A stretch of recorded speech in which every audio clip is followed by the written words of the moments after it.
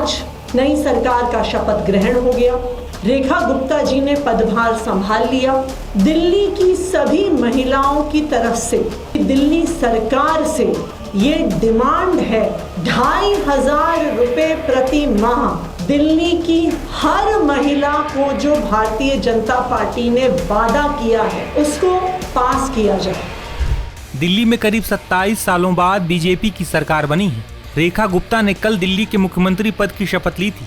बता दें कि दिल्ली की मुख्यमंत्री रेखा गुप्ता ने कुर्सी संभालते ही ताबड़तोड़ एक्शन लेना शुरू कर दिया है। दिल्ली की कमान संभालते ही रेखा गुप्ता ने उन अधिकारियों और कर्मचारियों को अपने मूल कैडर में रिपोर्ट करने को कहा है जिन्हें आप सरकार के दौरान दूसरी जगह नियुक्त किया गया था। इसके साथ ही पूर्व मुख्यमंत्री और पूर्व मंत्रियों के निजी स्टाफ की सेवाएं भी खत्म कर दी गई हैं। हालांकि ऐसा प्रावधान है कि मंत्री पद से हटते ही उनके निजी स्टाफ की सेवाएं खत्म हो जाती हैं। वहीं दिल्ली की नई सरकार पर कांग्रेस और आम आदमी पार्टी लगातार हमले बोल रही है, जिसका जवाब आज मुख्यमंत्री रेखा गुप्ता ने दिया है।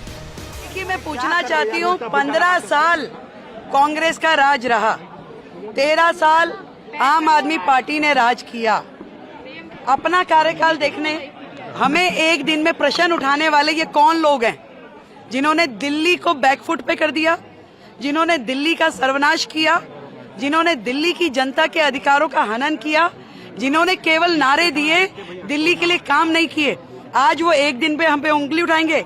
ये हम हैं जिन्होंने पहली दिन शपथ लेते ही कैबिनेट की मीटिंग करी और उस कैबिनेट की मीटिंग में आयुष्मान योजना, जो कि आम आदमी पार्टी की सरकार ने रोक रखी थी, लाखों लोगों के अधिकारों का हनन किया हुआ था, 10 लाख रुपए का लाभ सीधा सीधा हमने आयुष्मान को दिल्ली को पहली कैबिनेट की मीटिंग पहले दिन शपथ लेते ही दिया है। ये कोई लोग नहीं है, इन्हें कोई अधिकार नहीं है हमसे प्रश्न करने का। इन्हें अपना गिरेबान झांक के देखना चाहिए। दिल्ली की चिंता अब हम करेंगे। मोदी जी के नेतृत्व में दिल्ली के जो अधिकार हैं वो दिल्ली को दिए जाएंगे।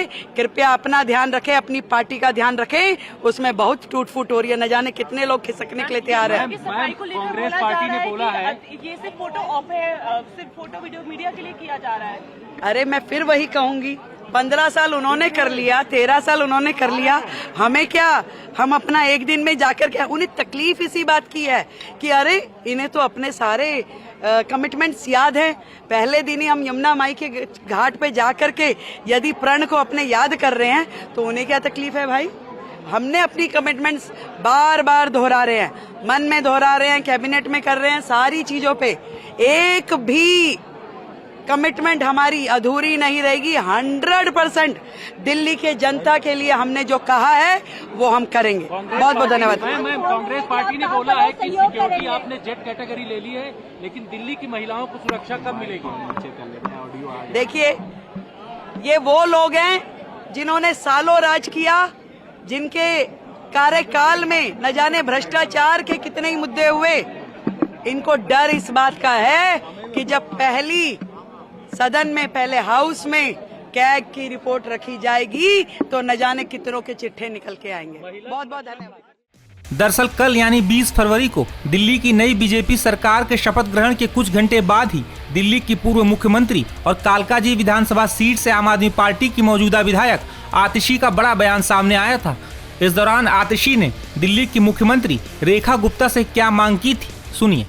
देश के प्रधानमंत्री नरेंद्र मोदी जी ने, भारतीय जनता पार्टी के सभी नेताओं ने, खुद रेखा गुप्ता जी ने दिल्ली की महिलाओं को वादा किया कि दिल्ली की हर महिला को 2500 रुपए प्रति माह की राशि उनके बैंक के खातों में मिलेगी।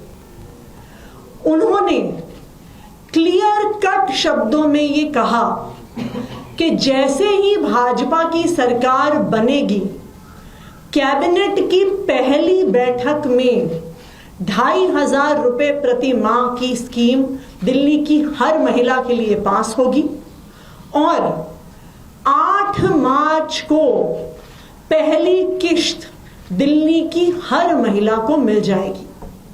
प्रधानमंत्री जी ने तो अपनी एक रैली में यह भी कहा कि दिल्ली की सब महिलाएं अपने फोन को अपने खातों से लिंक कर लें कि 8 मार्च को उनके पास एसएमएस आ जाए कि उनके खाते में 2,500 रुपए जमा हो गए हैं।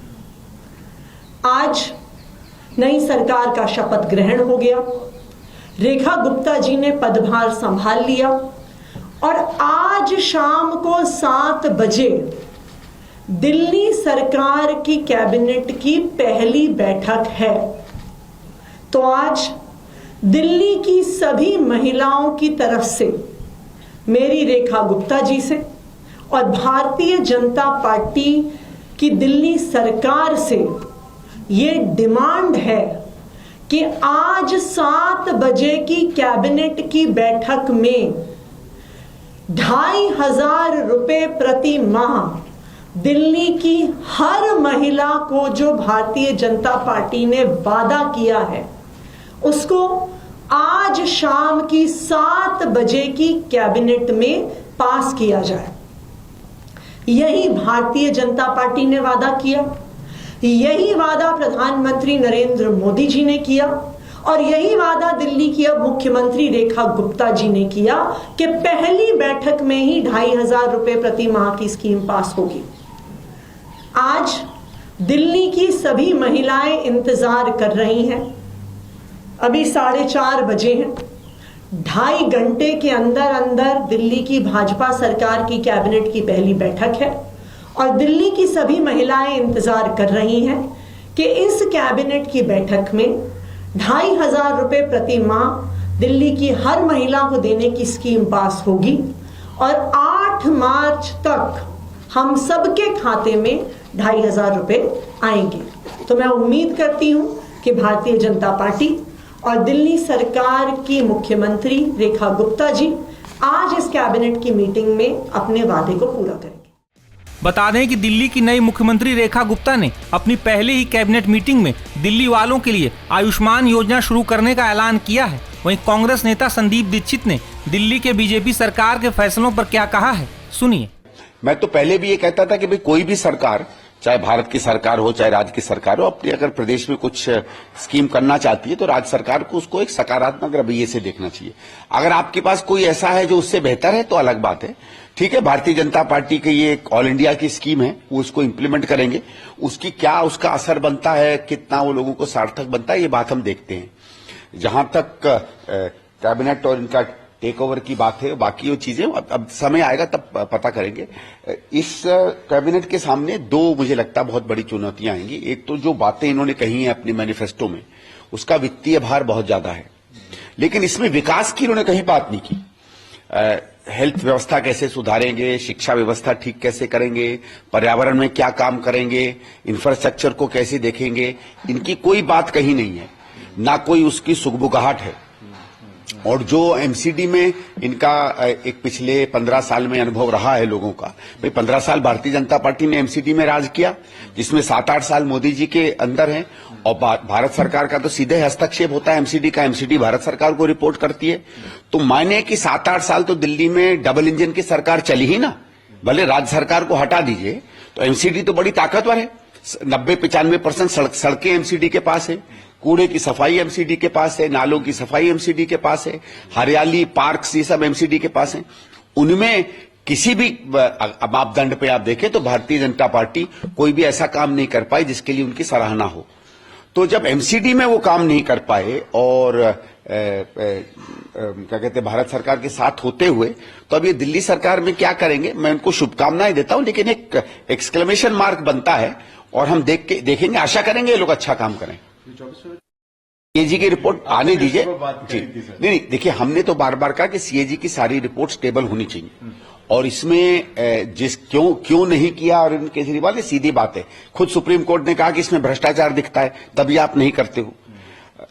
लेकिन मैं ये चाहूंगा कि एक प्रक्रिया ये होती है कि जब सीएजी की रिपोर्ट असेंबली में आती है तो जो पब्लिक अकाउंट्स कमेटी है वो उसको देखती है पहले। ये नहीं है कि कोई सीएजी की रिपोर्ट आने से कोई एफआईआर हो जाता है।